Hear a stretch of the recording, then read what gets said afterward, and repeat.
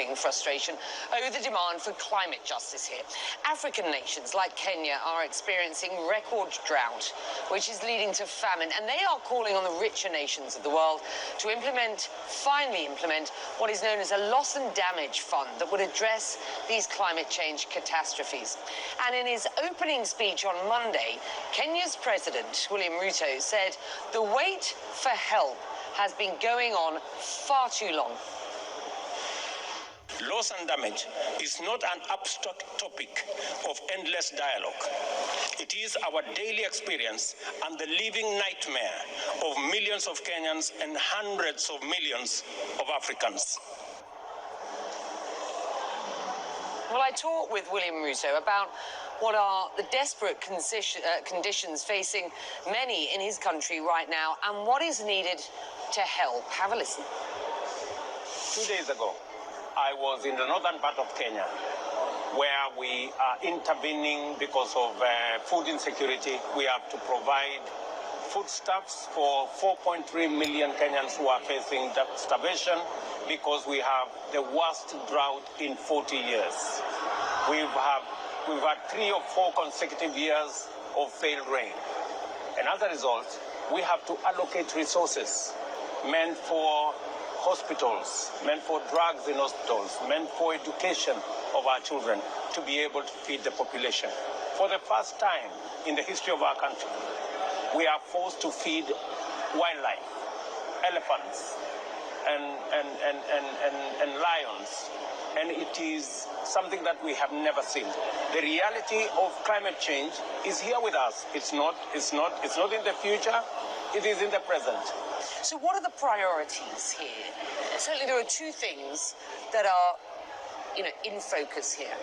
One is the concern about the industrialized world reneging on its commitments made back in 2015 to ensure that there is $100 billion annually to help out the developing world. The other is the very contentious issue of loss and damage, ensuring that those countries who are affected most by emissions that have created climate crisis are compensated. Let's start with loss and damage.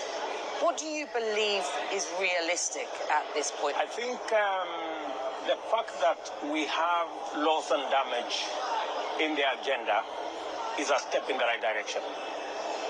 It may be a small step, but that's the beginning of a journey of 1,000 kilometers. Starts with 1 step. We are 1 step in, and what we are living, we have lost, for example, 2.5 million heads of livestock in Kenya this year alone. That's about $1.5 billion down the drain. I think the more the world gets to understand that loss and damage is not a conversation, it is a reality. People are living it. And I think more and more leaders are beginning to appreciate that it's time for action. And that is why I appreciate, though in a small way, that this COP in Africa has been labeled the implementation COP. And I hope that it will be. Do you worry that geopolitical headwinds are resulting in the West potentially reneging on commitments that it's made in the past financially to poorer nations? Is it a concern? Of course it is a concern. Of course, because we are living the nightmare of climate change and its ravaging effects on our population, on our livestock, on our wildlife, on humanity in our continent, are a huge source of concern. And it is our concerted effort that we are not about to give up.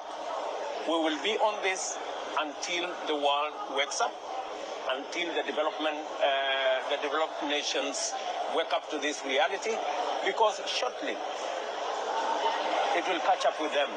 It's just a question of time.